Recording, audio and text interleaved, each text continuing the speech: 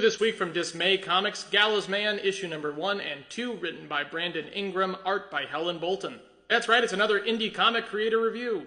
Dismay Comics is an indie publisher with several ongoing and upcoming publications, such as Dismay Avenue, the horror comics anthology, which currently has a Kickstarter going for issue number 3, so if you want to support an indie comic creator, there is no better time to do so. And you should also be aware of the imminent Kickstarter for Gallows Man issue number 3, which starts on September 10th.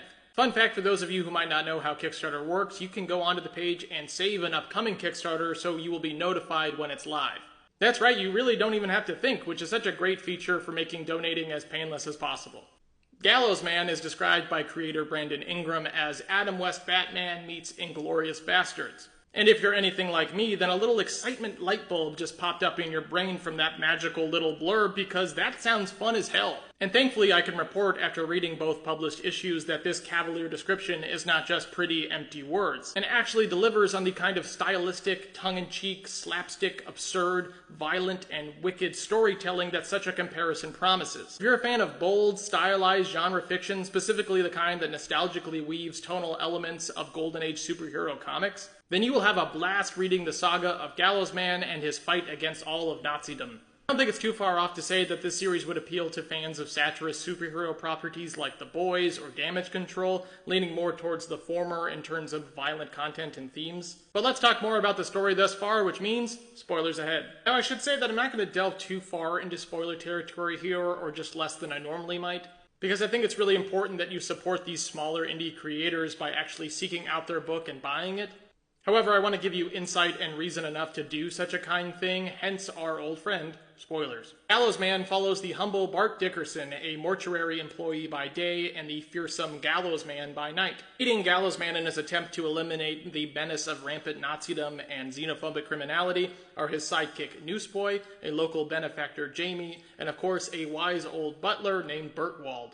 The overarching plot of Gallows Man follows our rope-wielding duo as they hunt for Major Swastika, the leader of and seemingly the embodiment of the Nazi organization plaguing the fair streets of their city. The dynamic between our heroes is certainly reminiscent of the campy stock character tropes of the aforementioned Adam West Batman, with a unique, unspoken, sinister edge that creates a bizarre new take on the style we all know and love. For instance, in the scene as Gallows Man and Newsboy recount their latest mission, they all share a hearty laugh at the brutal murder they just committed. But they were actual Nazis, so, I mean, it's okay. But this is just one example of the interesting fine line that the story dances between, showcasing our heroes putting a stop to horrible, violent, dangerous men, but through equally violent and brutal means. On one hand, it's pretty satisfying to see evil confronted with this serious, unflinching finality rather than the typical half-measure approach of traditional superhero fare. But on the other hand, is a chilling reminder of the merciless, vengeful wrath humanity is too easily capable of. Which is as fine a time as ever to highlight the art of Helen Bolton, who enhances the intense, sometimes torturous action sequences with disturbing graphic art that leaves absolutely nothing to the imagination in a thrilling way. There's something so much more upsetting about comic book violence when done well than anything in live action. I don't really know why that is, but thank you for the nightmares, Helen. Another element to the narrative of Gallows Man that really appealed to me is the slow unfolding of the titular character's past.